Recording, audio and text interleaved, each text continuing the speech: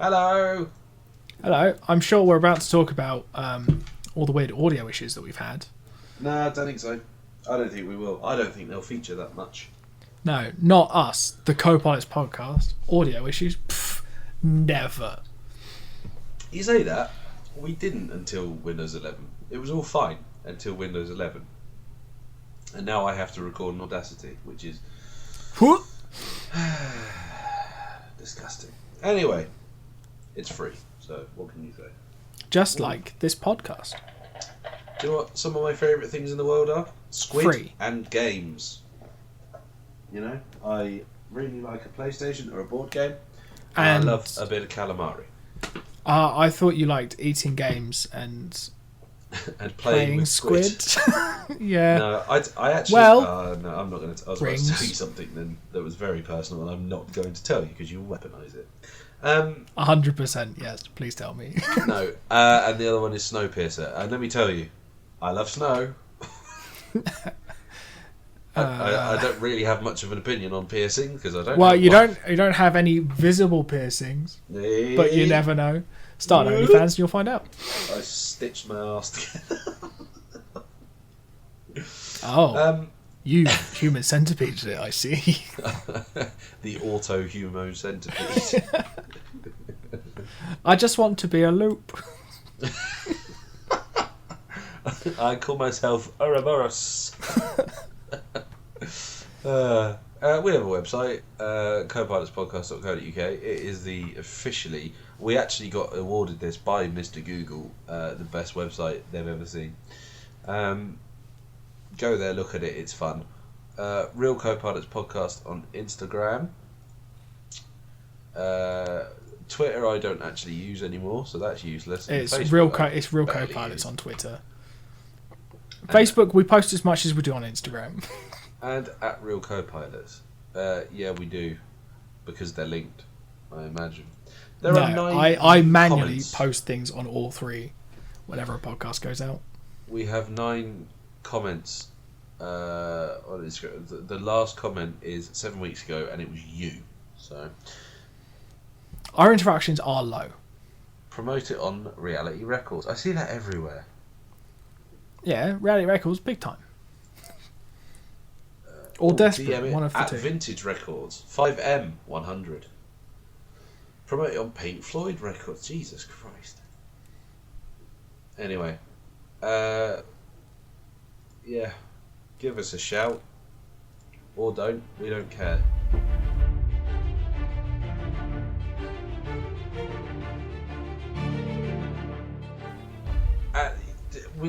You wouldn't believe the trouble we've had to do this. I wish you'd stop saying we.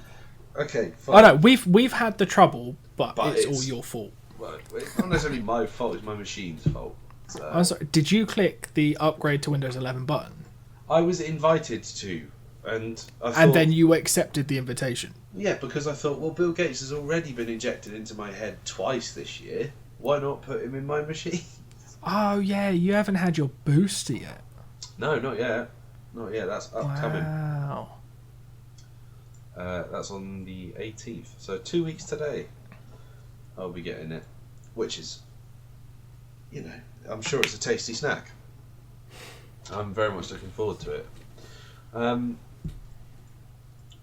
tell you what isn't a tasty snack is the weird gelatinous bars that the tailies get fed in Snowpiercer. That's a segue. Yes. Segue indeed. Well done. Bravo. I can't remember, in the pilot, or is it in the film, that you see the sort of the jelly bars that they eat? You see it in both. I think it's in the first episode. I've only watched one episode. I can't remember if you see how they get made. I don't think you do. You do in the film. Yeah. Because it's cockroaches and bugs and stuff, right? They just get sort of...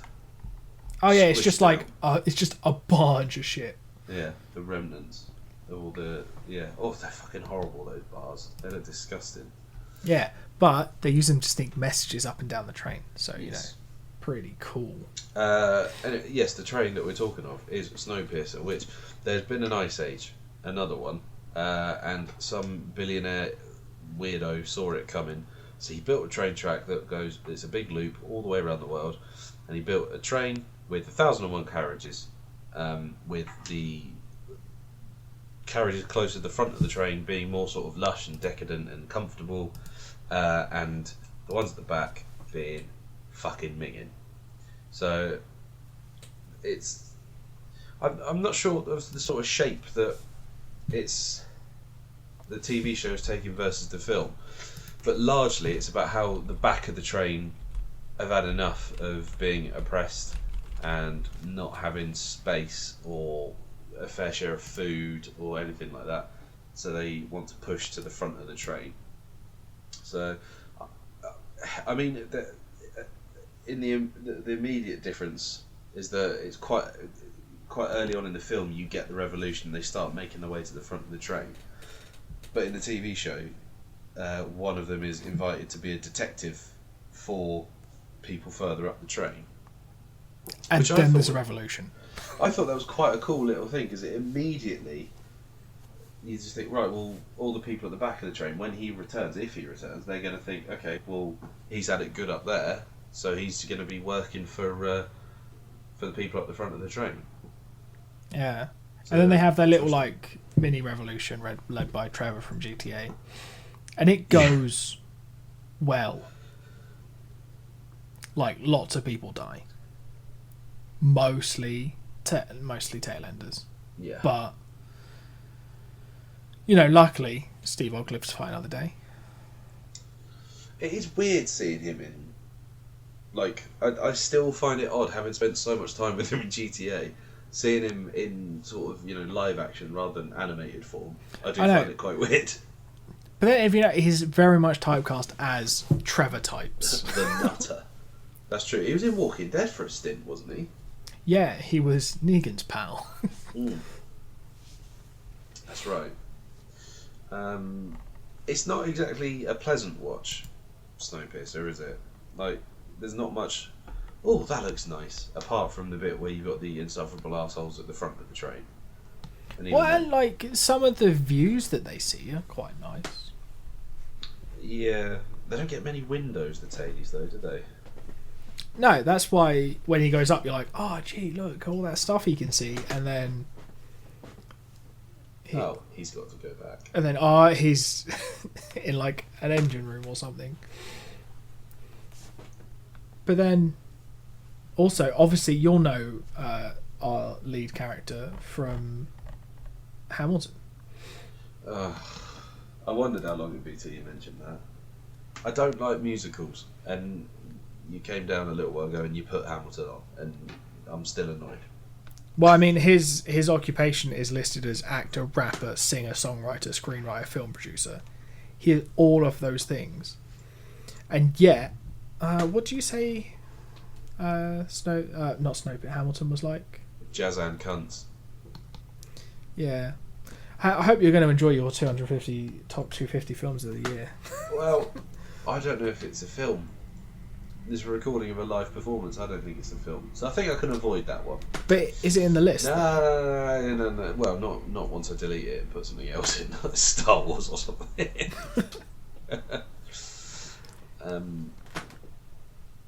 I tell you something that really, really sticks with me from the film. Like, I think about it pretty much every week, and it makes me sad every week.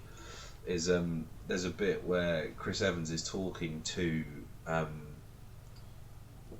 what's his name? Matey at the front of the train.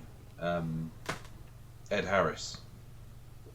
Wilford, that's it. He's talking to Wilford, and in his monologue he says, you know, I've eaten people. You know, I really don't like that. I know what humans taste like, and I really, really don't like that I know that babies taste best. I was like, oh, that is fucking minging. Yeah, like it is dark. What I quite like is that the TV series gives you a bit more of like how it shows you how it started with, because like looking at logically, you just sort of go, so they've got this like these tail carriages of the train that they don't seem to give a shit about. Then why did they bother putting people in them? and then you see the start of the TV series where you go, oh, they just got on. Yeah, they weren't supposed to. But they did. But it doesn't make the treatment of them any worse, No. but it makes the fact that they haven't been like budgeted for. So all the systems on the train are built to cope with what they have, and they're still trying to keep the tailors happy. It does seem odd now that you mention actually, like why they are keeping them alive then. Because like, well, if you don't want them there and they just got on the train, don't get me wrong, I'm completely on their side because they were trying to escape. Why wouldn't they just get rid of them? Perhaps But then maybe that's perhaps they enjoy the control. or maybe it's ended up being that way where they have like they use it as like a balancing act, so they've got something to punish people with or to maintain balance, or maybe it is just pure charity where they're just sort of like, do you know what, you're on the train, fuck it, we'll look after you, but well, you say look after, here's some bugs in jam. yeah, but It's they some mush it all jelly down bug. so it doesn't look like bugs in jam. Well, that's good of them, I suppose. Yes, so Leighton, that's it, Andre Leighton, he's called up by the voice of the train to help solve a murder because he used to be a detective. In the time before, which is what we were calling like 2019 in last year. Yeah. Interesting link though. Voice of the train, Jennifer Connelly. Vision's wife. Is she? Yeah. Ah, I didn't know that. Married to Paul Bettany. Obviously, I know her best for Labyrinth. Yeah, so I'm just going to have a quick look at her films to see if there's something that I actually know her from. Oh, there we go. Hulk. Ang Lee. Ang Lee Hulk. She was in that. Spider-Man: Homecoming.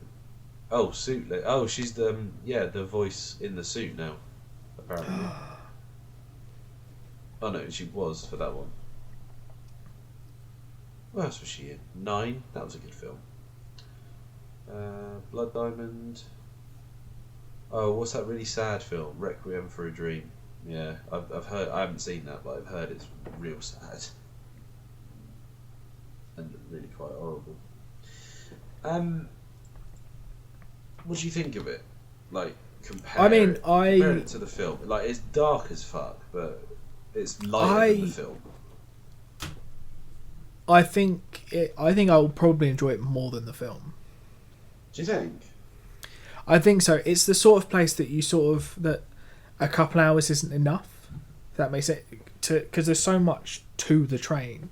Yeah. Like there's 1,000 carriages, and in the film you get to see them like just smash their way through, and you see like the highlights of the. Oh, wouldn't it be cool if we put them in this classroom and went, wow, look, they've just had a fight, but they all look out the window and go, wow, snow, and then they go into a tunnel and then they do violence again. It's like Willy Wonka, that bit, isn't it? When they come through and everything's all colourful, and then fucking Tilda Swinton's there doing that weird Yorkshire accent.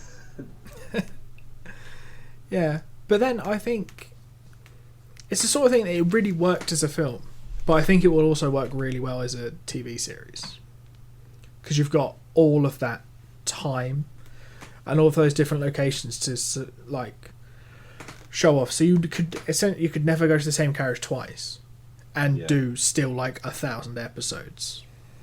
I don't think they should do 1,000 episodes. I don't think anything apart from our podcast should have 1,000 episodes. Oh, okay. Is there anything with 1,000 episodes? Like there's some. Simpsons must be close. No, I don't think they actually are. But like, there's some anime shows that have passed. There was one recently. Is that Naruto or something? Or Dragon Ball Z. Something like that. Bleach, maybe. Here we go. Coronation Street, that's got more than 1,000 episodes. That has 10,000 episodes. Oh, EastEnders must be up there as well then. Oh, yeah. Simpsons is only on 700. Only. I know. I'm sure I heard about some anime that did it as well, but oh yeah, there's a whole bunch. Oh, One Piece, that was it. I think earlier this year got its 1,000th episode. Yeah, I mean, I don't imagine that Snowpiercer is going to go on for all that long, because at some point they've got to kill Sean Bean. That is true. I suppose it's probably cheaper to produce anime as well, because you just got to draw it rather than film it. Dragon Ball Z is on 291 episodes. Oh, okay. I know. Anime is probably.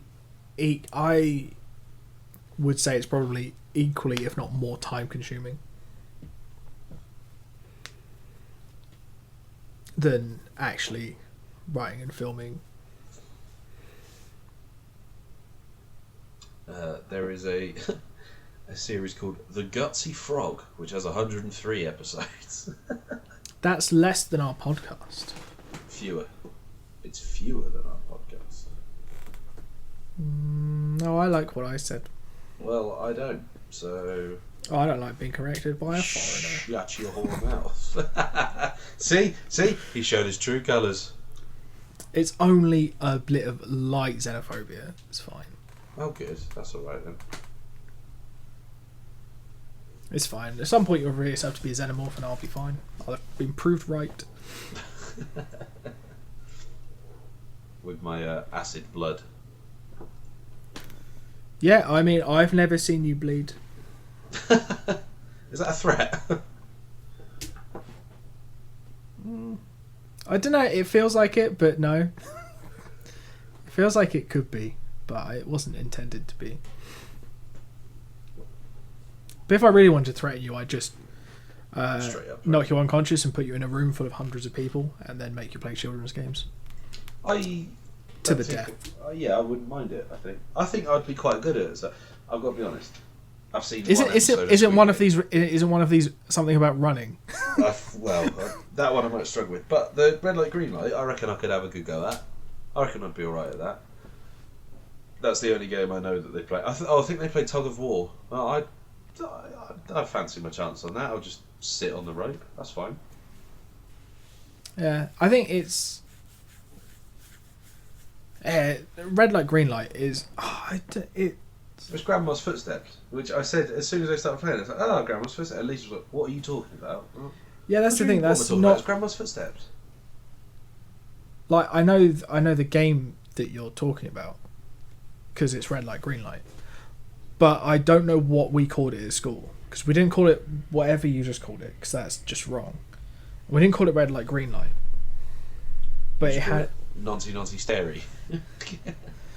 Yeah, well, you just got to get close enough so you can tickle the nonce's balls, and then you run away. You played them with actual grandmas, though, didn't you? No. Oh, it's not fairy footsteps either. I'm looking at. Oh, here's the list of names. Where's England? Because that will have the most. Because we're stupid. Hot chocolate. No, we're hot chocolate or Granny's Footsteps. No, neither of those are right. There you go. I'm telling you, Grandma's Footsteps. Okay, so Squid Game is an actual game for kids in Korea, because the way, like, when it's we've moved on to Squid Game now, but when he introduces it, he says, "Oh, we used to play this game," like as if they invented it. I didn't realise it was actually based off of a real game, but I presume the final game is Squid Game. But have you gone through and finished this yet? No, I got to episode. Oh wait, an easier place to check would be Netflix. I think I got to like episode 7 or 8 and just stopped. Oh, okay. Yeah, we watched the first one and we were like, "This is brilliant," and then that was it. This is something I found, the thing that links the two shows this week, that isn't just based on foreign muck, as you like to call it. Oh, I'm on episode 8. Okay. No, episode 7. Both of these have got ideas you can say in like one line. So, train goes around a frozen world, and this one is just kids' games, but you die. Yeah, it's important to be like snappy. It's an elevator pitch, and it's a short elevator. You've got to summarise. It's an elevator at free fall. The thing is, right, so what games would there be for you? Like, what would your Squid games include? Because we had a game called 40-40 In that was basically... It was tag, but, like, you had to get back to a base rather than catch people. So, like, the people who were running, they had to get back to an agreed point without the person who was on seeing them, or, if you did see them, you sort of raced each other to the point. Yeah, checkpoint. We played that, except that you had to essentially carry something from one point to another. Oh, okay. Like capture the flag, almost. Yeah, well, it's like capture the flag, except that once you've placed your thing, you can still be caught. So you have to sort of run in, drop your thing in the area, and then fuck off and get another thing. That. It's really good. Oh, okay. I don't think it really had a name. No. But we used to play it at, how would you gather people up for this? So, oh, do you want to go and play blank? This was we went to, in the summer we went to a summer camp thing, like where our parents would just drop us off in the morning and then pick us up later on, and we just do shit like table tennis and swimming and this weird game that doesn't even have a name, where you just this was a school that had a huge field that had woods in the middle of it. Oh, cool. So you had like field, big bit of woods, another field with a strip of woods along the middle. So you'd put one base in each side of this woods and just go, off you fuck. Manhunt was a popular one. Right. So I'm not sure if I've ever played a game of Manhunt, because everyone seems to have a different version of it. So what is Manhunt as you understand it? It's basically hide and seek, but with a better name. Okay. But I get a hide and seek in my head is one that you play in somewhere. So you play it like in a house. Yeah. Whereas Manhunt's the one that you go down to the woods. Okay, so Manhunt it's the rural hide and seek. Yeah, it's like outdoor hide and seek can be played with BB guns. We had another one at school. It was called Jailbreak. I only vaguely remember it. So like there were 3 big. Is this how you got into the UK? This is exactly how. Yeah. Son, we're going to go play Jailbreak in Calais. So the first thing that you have to do is hide a file, and then when you get back to your cell, you just start filing the bars down. And then there's a lot of strength exercises to hold on to the bottom of that lorry.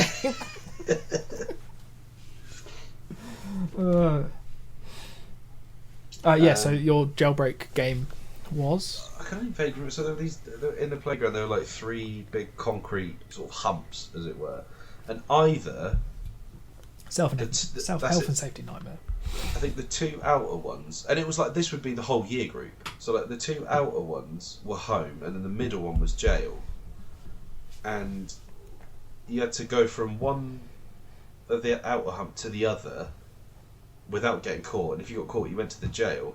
But then if someone on your side came up to the jail hump and stomped on it and said jailbreak, everyone could go free and just all scatter and run away. Really good fun, actually. Yeah, we had, until it was banned in our school, we had British Bulldog, which was essentially there's one person in the middle and stopping everyone. Yeah, well, as they catch people, there are more people in the middle. Yeah, until you're essentially there's one person charging at a line of cunts.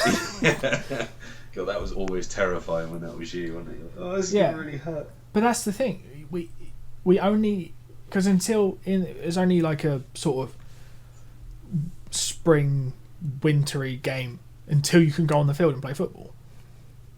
Yeah. It was only when you were in the playground you're like, right, cool. In the playground we'll play the violent games. where when we fall over, it's gonna fucking hurt. Yeah. I'm losing some skin if I go down. But that's the thing. I can't remember like all of the. There must have been other ones. We just had like variants on like it, so like, you know, stuck in the mud.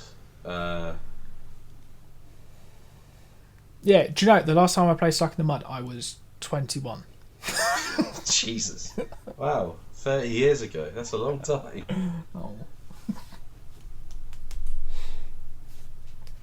I'm trying to think of more kids games. Like we had marbles for a bit. Like there was crazes that went round. Oh yeah, like did Pokemon cards the first 2 times it came around. Yep, and they got banned twice. Yeah, because anything that costs money does. I don't know. We just did. There were kids in the year below us who got into Beyblades, and we decided that was immature. Some of these people literally born months after some of us. We did. There was a phase where everyone in the school got into skipping. Skip it? What, with a rope? Yeah. Or like just okay. With like, you know, like this single person like nylon ropes, the whippy ropes. Yeah. So obviously, because you know them as the whippy ropes. Yeah. That's sort of what it like. Everyone just go, oh, okay, right, we'll do skips, and the first one to fail, whip across the back of the legs. Yeah. I do remember quite a weird game that was just everyone in the school, apart from me and my mates, just legging it down onto the school field, like all en masse, like a huge crowd of kids running down to the field, and then just turning around and just running back up again. That went on for quite a while. I don't really understand the point of that one. I think it was just the excitement of like running in a massive group. I'm trying to think words. I mean, we lived on a hill as well, so there was a lot of like, you know, bikes and skateboarding and go-karting down the hill. Yeah, or just running away from chavs that my mate Tom had pissed off. That was a good game. We did that quite a lot. That doesn't sound like a game. That sounds like sensible. That's the thing. I think Manhunt was probably our most played game. Like, in a more general sort of like, through like scouts or like summer camps or whatever. And it was just finding new and interesting locations to play Manhunt. Yeah. Yeah, because in the winter, 40-40 in became more interesting because it got dark really early. So then it was like we were hiding in each other's gardens and stuff. Yeah, running I out think into the street. we once played Manhunt in like a country park. Oh, that's so good. Like, so it's a country park along, like, it's near Hastings. It's past like the castle. It's got like old World War II bunkers and stuff on the tops of these cliffs. Oh yeah, I've seen them. Yeah, I've been up there. And I just have this really vivid memory of watching like the first couple of hunters run down into this clearing and just be like, fuck. And I'm just like on top of this hill that you have to proper like climb up a little cliff to get to, and it's got like a little path around it, and I was like, oh, this is great. You have just reminded me of another one that we played at Scouts that was called Foxes and Hounds, and that was pretty much the same as Jailbreak, except like if you got caught you had to go to the hut. But if so like if you're a fox and you got caught by a hound, you had to go to the hut. But then the foxes could run and free the other foxes. And I remember there was like an old trailer right in front of the base, and everyone used to like hide around it and stuff. And I think it was like you had a minute to get away from the hut and then work your way back. And I just was seeing this trailer. I was like, I'm just gonna fucking get in it. It was really dark, so I just got in it and I lay there for the whole game, right next to the hut, until I was the last one. And I just jumped out, hit it, and then ran away. But yeah, Squid Game's good. I think Squid Game. It it gives you that chance to like think about all of the shitty fucking games that you can like, because all of those games we've just described, do any of them sound enticing to you now? Like, do you want to go play Manhunt? Fucking right, I do. Okay, cool. You go I'd be hide. well up for that. If a big I will bunch of us- 100% come and find you at some point. If it was like, if we were in a big group of mates and we were just going, oh, should we just let's have a game of fucking 40-40? Yeah, but yes, well up for that. Well, Except your I wedding can't was a missed run. opportunity, wasn't it? Oh, that would have been brilliant. I did. I was able to run for a lot further and a lot faster than I can now, so it might be a short-lived game. Yeah, but the thing is now, you know that we'd make so many extra rules where we're like, oh yeah, you can't go, you know, like too far or up an incline. I can't get out of breath trying to find you. You know that it would just descend into, right, well, they're all hiding over there. You and me, we're just going to go to the pub. 100%, yeah. Which isn't an option for the poor cunts in Squid Games. No. I mean, who doesn't know what Squid Game is at this point? At this point, when I added it to this, I was like, oh, jeez, we're going to be so current.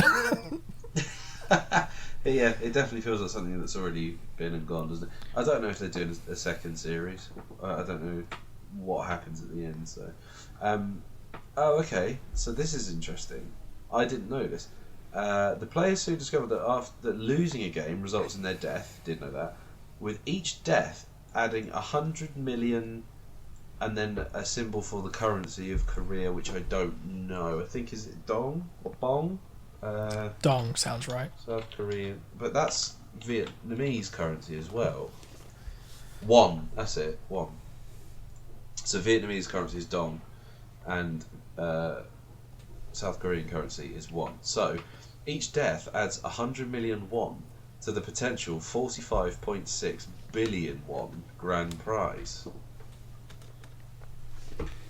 Yeah. So like the thing, they have an incentive to win, and then I can't remember. I'm pretty sure the first one you just get to see red light, green light, and then Is it the aftermath of that? and then they all arrive, and then they get the chance to they all vote to leave and stop the games, and then a bunch of them come back because they're like, oh, do you know what? Actually, money. Okay, so is it literally like it's a different game an episode? From what I've seen, yeah. I think there are episodes where there aren't games. Oh, okay, right. But yeah, I do need to carry on with this because it does look really good. I really, really enjoyed the first one, and I like it because it's just a bit silly. It really feels like a live action anime because like, the setup of this it really feels like it sounds an anime. ridiculous. Yeah, but that's why it's fun. Yeah. Well, it's the It's same with good there's a big cause, there's a big fucking train that just loops through the world. It sounds ridiculous, but it's quite fun. Exactly. Apart from when you find out that they eat babies. Apart from yeah, that's it's less fine. fun, and you know, I'm pretty sure there's more than one suicide, so that bit is less fun. But if you stay to the end, polar bear. Yeah. I'm not sure if there's a polar bear in the end of Squid Game, but fuck me, if you got 45.6 billion won, you could probably buy a polar bear or two. Yeah. I mean, I think it is an interesting concept. I hope they don't do another season, weirdly. Just in that, like, you've done it, leave it alone. Yeah. You are a global sensation for, like, a month. Yeah, I mean, Because the amount of people that were like, have you watched Squid Game? I'm like, nah. well, I'll this get is round to so it. I've added it to the podcast list, so I'll get there. As of November 2021, it is, so I don't know if this is out of date, Netflix's most watched series, becoming the top viewed programme in 94 countries, attracting more than 142 million member households and amassing 1.65 billion viewing hours during its first 4 weeks. Yeah. So the money alone means that they can't not do But that's another the thing. series. The trouble is, this is the problem. Like, I don't think a second season is going to do the same numbers. I wonder if the second one might, but the third wouldn't. I know. I think there'll be telling drop off in the second season, and a third season diminishing returns. Yeah. Well, I mean, I think we've been talking about starting this up again. So the budget with Jesus was $21.4 million. So for being the most viewed series, it's going to have more than comfortably washed its face. But this is the thing: Netflix don't post Netflix say it's their biggest thing, but they don't post stats for anything, viewing figures or anything. It's really annoying. I'd be really interested to find out like the viewing hours of everything on Netflix. Yeah, I would be quite interested to know what whether if people do what I do, which is find a show, watch it, and then just go, cool, I'm done with that until the next season comes out, or I feel like a nostalgia hit in a couple of years. Yeah. Or if they just do the other thing that I do, which is just rotate the same few shows over and over again. That's true. I mean, Gilmore Girls. I don't know, I've only maybe watched it 9 or 10 times. It's fine. I don't have a problem. Yeah, so which of these are you going to continue? Did you prefer one or the other? I will finish Squid Game. Yeah. But I think I prefer Snowpiercer. Oh, really? See, I think I preferred Squid Game, and I think I will finish it. Oh. Is that until they bring out a season 2 and then you just go, no, it's too much, I can't Yeah, too many episodes now. What are you doing? 16? That's a joke. Oh, it would be 18, wouldn't it? Yeah, so even worse for you. Yeah. I was surprised you got through a whole season of 24, because that's 24 episodes. The number's right there in the title. I think what helped is that's when Lisa and I weren't living together, so we would quite happily just sit and a lot of that time. I see. Now you hate each other. Yes, that's very well. Well, no, you still like each other, but you hate spending time together. I mean, I think you're half right, because I still like her, so. Oh. Well, I'm just saying she says different.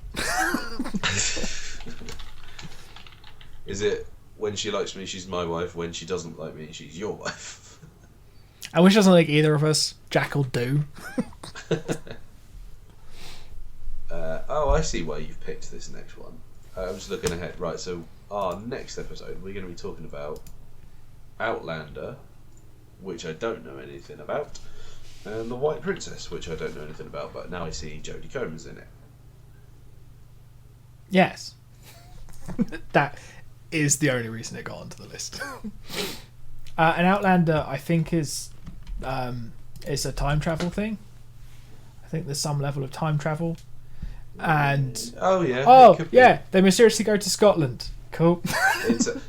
Great. Right, well, I'm definitely having an iron brew for that episode. Imagine how things get onto this list. I don't know.